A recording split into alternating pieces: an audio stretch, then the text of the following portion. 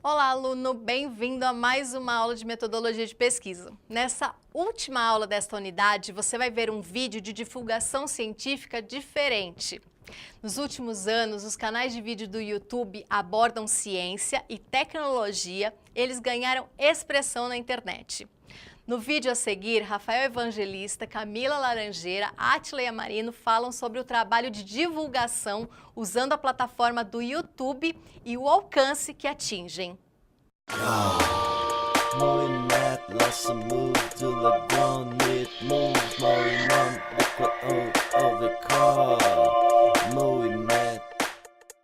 Olá, meu nome é Camila, do canal Peixe Babel. Eu sou Rafael Evangelista. Sou o Átila, biólogo, pesquisador e entrevistado da revista Pesquisa FAPESP de hoje.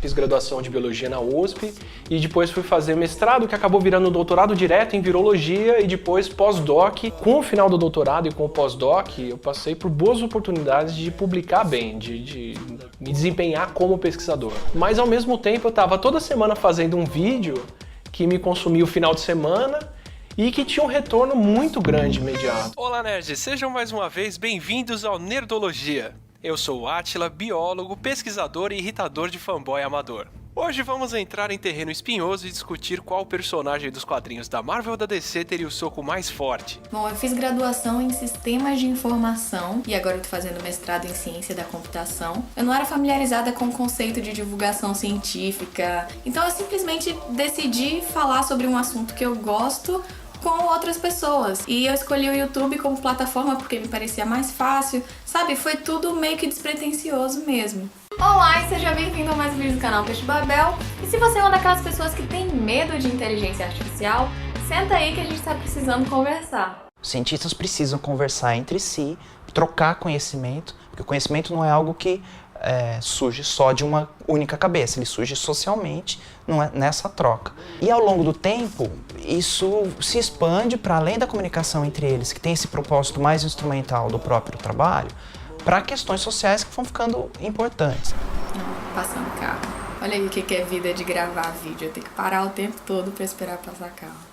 Bom, eu pessoalmente enxergo a divulgação científica de uma forma bastante romântica. Tem uma frase do Carl Sagan que eu gosto bastante porque reflete essa minha visão.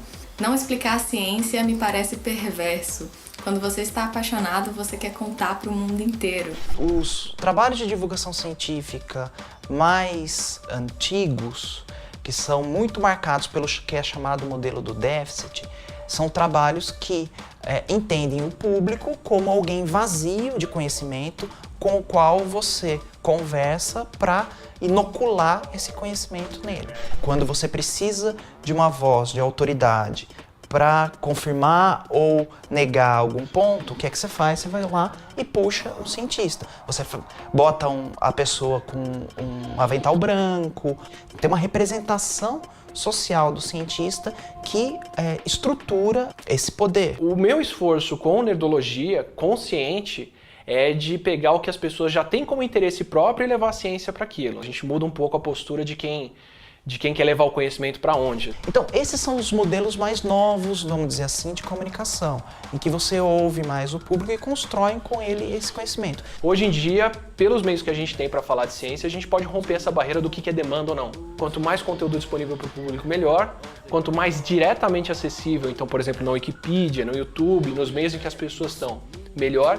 E depois deixa elas descobrirem o que elas queriam clicar. É um nicho menor mesmo, né? Divulgação científica atinge menos pessoas. Mas comparado com outras iniciativas de divulgação, o que o YouTube possibilita é um público na escala de quase 10 vezes mais gente, se não mais, assim, centenas de vezes mais gente, milhares de vezes mais gente. A gente tem visto a divulgação científica ser tida como importante, porque seria importante trazer pessoas para o próprio fazer científico. Agora, a divulgação científica também tem uma importância que é social.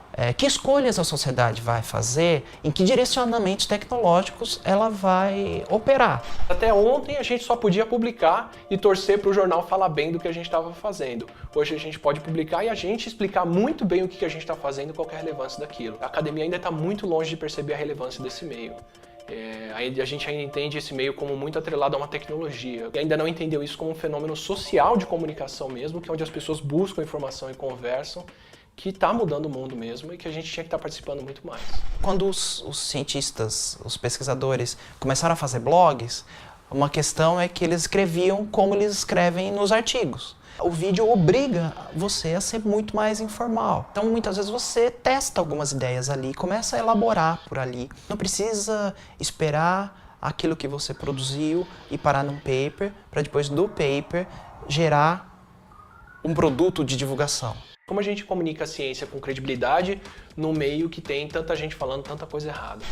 O Science Vlogs ele é uma tentativa de fazer isso. Então a gente vai ter esse selo de credibilidade, que se as pessoas confiam, assistem um canal e confiam no que a gente fala aqui, os outros canais vão seguir esse selo e vão discutir. Mas por ser uma coisa incipiente, ainda está fazendo essas regras de vizinhança. Assim. Então ainda não se estabeleceu bem quais são os critérios ou o que os canais têm que atender para fazer aquilo ali dentro. Eu tento, na medida do possível, fazer meus vídeos como se fossem pequenos artigos. Eu procuro livros, vou na página de pesquisadores que eu sei que trabalham com aquele tema, sempre tomando cuidado de procurar as fontes originais para saber que aquele é um material confiável.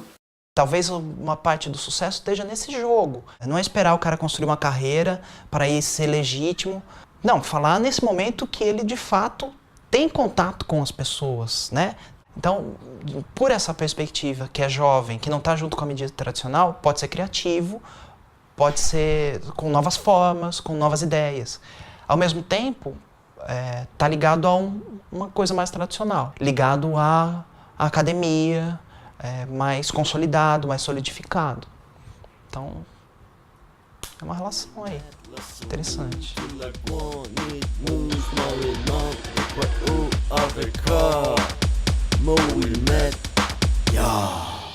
Esse material que você assistiu faz parte de uma reportagem da revista Pesquisa FAPESP de 2016 e que mostra como nos últimos anos os canais de vídeo no YouTube, os vlogs, ganharam ciência e tecnologia, tiveram expressão na divulgação científica que é realizada na internet. Em países como os Estados Unidos, jovens que agora são conhecidos como os YouTubers, produzem vídeos de ciência curtos, de mais ou menos 5 minutos, muitas vezes com poucos recursos disponíveis e que chegam a ter aí, em alguns casos, mais de 200 milhões de visualizações. Como você viu, há iniciativas como Science Vlogs do Brasil, que conta com uma rede online formada por 21 canais de vídeos de ciência. Com uma linguagem um pouco mais informal e com selo de qualidade do Science Vlogs, o usuário vai saber que o conteúdo tem lastro de ciência e boa procedência. São as novas formas que os estudantes da graduação e da pós-graduação acharam para comunicar ciência e desmistificar o fazer ciência. A revista FAPESP, ela conta que um dos primeiros canais brasileiros a levar ciência foi o Manual do Mundo, criado em 2008 pelo jornalista Iberê Tenório e a sua esposa, Mariana Fulfaro. Nos vídeos, o casal aborda conteúdo científico, mas de maneira pouco explícita, diluindo-o em experiências e outras atividades. O objetivo, segundo eles, é ajudar e estimular o interesse do público pela ciência, mas sem falar exclusivamente de ciência. Além disso, países como os Estados Unidos reúnem exemplos que se tornaram modelos para quem quer divulgar a ciência no YouTube. Um único canal de ciência lá pode chegar a registrar mais de 270 milhões de visualizações, como é o caso do Veritasium, criado em 2011 pelo físico Derek Miller. Os vídeos sobre ciência e tecnologia, eles são muito bem feitos, apresentam experimentos, entrevistas com peritos, demonstrações legais e discussões com o público relacionado ao mundo científico. Vale a pena acessar esses canais, porque se antigamente o único meio de entrar em contato com a ciência era extremamente teórico, hoje nós temos esses jovens pesquisadores criando canais de comunicação direta com o público, não especializado e sem a necessidade de intermediários. As próprias instituições cada vez mais têm quebrado essa barreira e recorrem à internet como uma forma de atingir um público mais amplo. E você, ficou curioso? Aproveite essas dicas e acesse esses canais. Você não vai se arrepender. A gente se encontra na próxima unidade. Até lá!